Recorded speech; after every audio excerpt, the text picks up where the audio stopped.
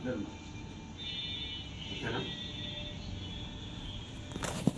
ఈ నెల మార్చి 9న తెలంగాణ జిల్లాలో ఉన్నటువంటి 33 జిల్లాల కలెక్టర్ కార్యాలయాలలో ఎస్సీ డెవలప్మెంట్ శాఖలో 15,000 కోట్ల రూపాయలు ఇచ్చి ప్రతి ఒక్కరికి బ్యాంకు సెక్యూరిటీ లేకుండా ప్రతి ఒక్క నిరుపేదకి 20 లక్షల రూపాయలు ఇవ్వాలని చెప్పి ఒక డిమాండ్తో అన్ని కలెక్టర్ ఆఫీసుల ముందు కలెక్టర్ గారికి మెమోరాండాన్ని సమర్పించి రాష్ట్ర ప్రభుత్వానికి కనువిప్పు కలిగేటట్టుగా మన యొక్క నిరసన దీక్షలు ఉండాలని చెప్పి మాదిగా ఎంఆర్పిఎస్లో పనిచేసేటువంటి ప్రతి ఒక్క నాయకునికి, కార్యకర్తలకి, ప్రజలకి తెలియజేస్తూ ఉన్నాం.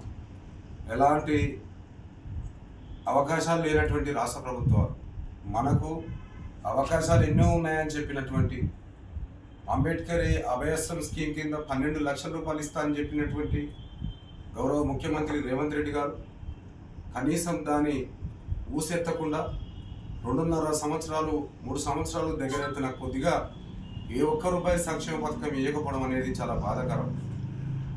రెడ్కే భూములను కనీసం రక్షించే పరిస్థితులు రాష్ట్ర ప్రభుత్వం లేదు. ఇటుక భూములన్నీ కూడా అన్యాక్రాంతం అవుతూ ఉన్నాయి. లీజుల పేరు మీద పెట్రోల్ బంకులు పెడతా ఉన్నారు. మరి మా ఇటుక భూములను పరిరక్షించాలి.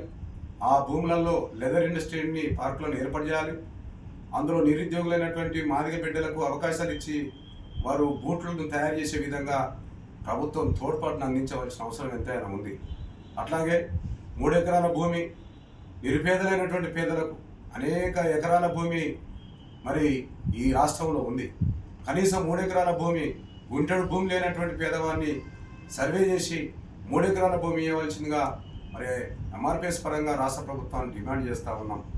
ఇవన్నీ ఏదైతే మనకు రాష్ట్ర ప్రభుత్వం ముఖ్యమంత్రి ప్రమాణ స్వీకారం కాకముందు వాళ్ళ యొక్క మేనిఫెస్టోలో పెట్టుకొని వచ్చినటువంటి ఎలక్షన్లో వచ్చినటువంటి ముఖ్యమంత్రి రేవంత్ రెడ్డి గారు మీరు ఇచ్చినటువంటి హామీలనే పరిష్కరించని చెప్తా ఉన్నాం. మేము కొత్తగా గొంతమ్మ కోరికలు ఎక్కడ కూడా కోరట్లేదు. మా ఎస్సీ డెవలప్మెంట్ శాఖను మొత్తం పూర్తిగా 12 సంవత్సరాలుగా, గతంలో 10 సంవత్సరాలు కేసీఆర్ ముఖ్యమంత్రిగా ఉన్నప్పుడు మా కార్పొరేషన్ కనీసం ₹1 లక్ష లోన్ రాలేదు. ఇప్పుడు మరి రేవంత్ రెడ్డి వచ్చినాక కూడా కనీసం ఒక కార్పొరేషన్ నుంచి ఒక 2 లక్షలు, 3 లక్షలు, 5 లక్షలు, 10 లక్షల రూపాయలు లోన్ ఇచ్చే పరిస్థితి లేదు. మరి మా డబ్బులను ఎక్కడ పోతున్నట్టు? మా డెవలప్మెంట్ ఎందుకు ఇట్లా కన్వర్ట్ చేస్తూ ఉన్నారు? వీటికి జవాబు చెప్పవలసిన అవసరం ఉంది. అందుగురించే మాదిగ మిత్రులారా, మన అభివృద్ధి మనమే మాట్లాడాలి. మన యొక్క హక్కుల కోసం మనం ముందుకు పోవాలి. రేపు అన్ని జిల్లా కలెక్టర్ ఆఫీసు ముందు కలెక్టర్ గారికి మెమోరాండం సమర్పించండి. ఖచ్చితంగా మా హక్కులు ఏమైనాయి, మా యొక్క డబ్బులు ఏమైనాయి, మా కార్పొరేషన్ ఏమైందని చెప్పి అడగవలసిన బాధ్యత ప్రతి ఒక్క తమిళ పైన ఉందని చెప్పి మీకు తెలియజేస్తా ఉన్నాం. ఎస్సీ 59 కులాల ప్రజలందరూ కూడా ఈ యొక్క కార్యక్రమంలో భాగస్వాములు కావాలి.